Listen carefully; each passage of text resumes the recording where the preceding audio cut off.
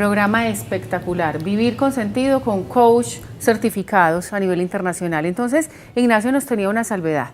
Bien, no, era importante como salvar un poco el tema de todo lo que está sucediendo con el coaching en el medio y cómo se nos está observando, ¿cierto? De alguna manera quienes llegan sin poca formación o por otros asuntos a organizaciones, a acompañar familias o acompañar parejas que generan más lesión, más dolor, más angustia, más caos, no porque el caos sea malo, sino que sobre el caos trabajamos nosotros, creo, y lo aprovechamos y lo potencializamos. Se ha generado como un paradigma de lo que viene siendo y pasando con el coaching, y ese es un asunto que es importante salvar, porque quienes estamos aquí creemos y estamos convencidos de que es una opción de vida, de poder salvar vidas. Yo creo que es un asunto, cuando hablamos de salvar vidas, es aquel que no está encontrando un referente y que necesita un referente, ¿cierto? Y creo que el coaching se convierte en un ejercicio para ello, y que es importante resignificar y validar y valorar lo que está pasando allí con el tema. Ay, qué lindo, me encanta todo esto que estoy aprendiendo. Quiero preguntarles algo, ¿hay límites en la relación, digamos, no sé si decirlo terapeuta, en esa relación de acompañamiento en coaching? ¿Hay límites? Es decir, como bien el paciente se enamora a veces del terapeuta, le coge rabia, eso pasa, se llama transferencia en el coaching, ¿pasa? ¿El coach puede salir con su coacheado? ¿Cómo es esto? No, generalmente, es decir, como hay una parte profesional y hay una parte de crecimiento personal muy importante en el coaching, él siempre guardará la distancia respectiva, ¿no es cierto? Y a mí esa partecita de estar al lado de es lo que más me agrada, porque es que uno va a estar al lado de él, no se va a involucrar con él, ¿no es cierto? Entonces, esa parte se salva fácilmente y lo que hace es que la persona le tenga a uno confianza y se vaya abriendo a través de las diferentes situaciones que uno se presenta. Pongamos en el caso de las familias, nosotros cuando recibimos el diplomado, que fue un año completo pues estudiando de esa forma, todo se hace a través de talleres, no es tanto conferencias, sino a través de talleres, y en los talleres entonces se le presentan a las personas una serie de formatos y de cosas y de guías, que esos después los pueden utilizar con la gente que va a coachar. Pero como dicen aquí mis dos compañeros, la verdad es que no hay necesidad de ningún formato. Uno eso lo tiene como referencia y como aprendizaje que después lo puede ir transmitiendo a las familias. Excelente.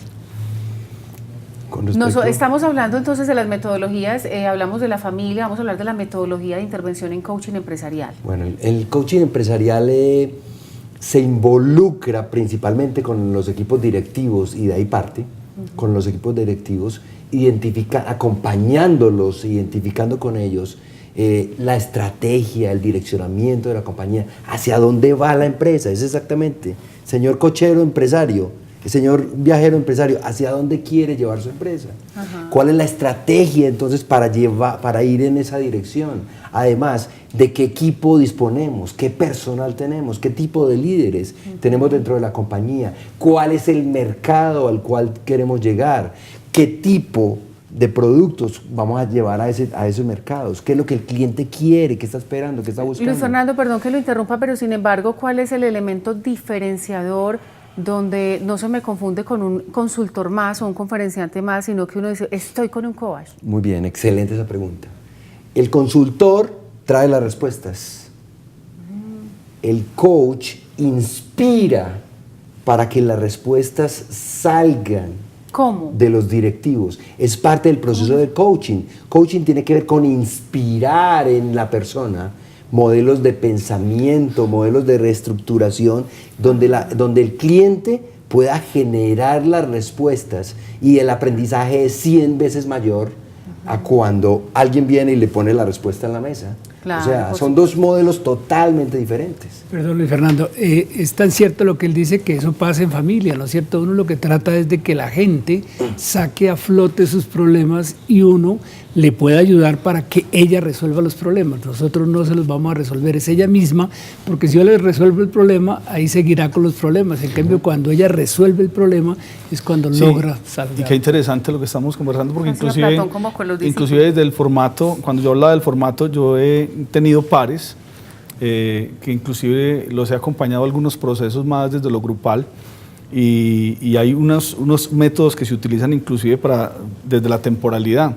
Es decir, tienes un tiempo para tomar decisiones, el tiempo es mañana, si no lo tomas yo me retiro como coach y te dejo allí esperando que sea efectiva una decisión, ¿cierto? Y es ahí donde de alguna manera el formato va creando como un asunto muy distinto a lo que la relación de ayuda podría presentar, ¿cierto? No es dejar a la persona que libremente decida cuando quiera decidir, es acompañarle en una decisión, pero no obligarla ahí, porque ese es un asunto interesante para tocar allí. El coaching trabaja con un dispositivo que es especialísimo y es la palabra.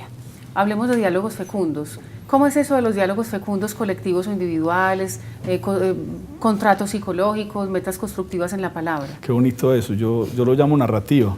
Ajá. Yo lo llamo narrativa porque me parece que es un elemento, el elemento que más se aprovecha en la construcción con el otro, ¿cierto? Y en la resignificación de su historia, porque además uno cuando empieza a acompañar el proceso, empieza a escuchar unas narrativas muy distintas a cuando uno va pues, finalizando un proceso de acompañamiento. Entonces, el potencializar esa narrativa y poderla acompañar y además se convierte en una gran habilidad que debe tener el coach, de poder leer y poder acompañar, ¿cierto?, cada una de esas palabras que se nombran, que son expresadas. Además que yo vengo hablando mucho ahora de la resignificación del silencio en el coaching. Es decir, el silencio tiene un lugar muy importante en el coaching, es decir, el silencio hace parte del proceso narrativo, no solamente la disposición de la palabra. Muchas veces a nosotros nos angustia el silencio y pensamos que no hay proceso. El proceso sí está sucediendo muchas cosas dentro de la persona y dentro del grupo y dentro del ser humano. Entonces yo creo que esa narrativa es un asunto bien interesante en el trabajo que ¿Cuánto nosotros dura una desarrollamos. narrativa con una persona que está en un proceso de coaching? No, es distinto para cada ser humano. Persona, sí, ¿cierto? es distinto. Es decir, cuando preguntas por cuánto dura una narrativa, es que cuando uno va de pronto a la génesis de una relación de pareja, que a veces se tiene que ir uno hasta edades infantiles para poder comprender qué es lo que está pasando ahora sin anclarme en esas edades infantiles, pero ir hasta allá. Ese asunto es una narrativa muy distinta cuando yo logro resolver temas de una manera más puntual. Es una narrativa que tiene que tener un constructo muy distinto y una metodología de construcción diferente además, ¿cierto? Para no dejar las personas ancladas entonces en ese dolor, le resuelvo la angustia de ahora, lo acompaño en eso, no lo resuelvo yo, sino que lo acompaño para que lo resuelva y se quedan anclados en otros procesos que finalmente yo estoy generando también en el proceso de acompañamiento. Sí, porque eso es una consecuencia de lo que ya traía antes. Entonces, ¿la programación neurolingüística es una herramienta del coaching? Absolutamente. De hecho, hay corrientes que se fundamentan en la programación neurolingüística aplicada al coaching. Es una herramienta que nos permite ayudar a ese cliente a que descubra ciertas situaciones de sí mismo, ciertas limitaciones, ciertas creencias que están ahí arriesgadas y lo lleva a identificar, hombre, cómo desbloquear esas limitaciones, cómo desbloquear esas creencias, cómo resetear esas, excelente esa palabra, para que pueda seguir avanzando.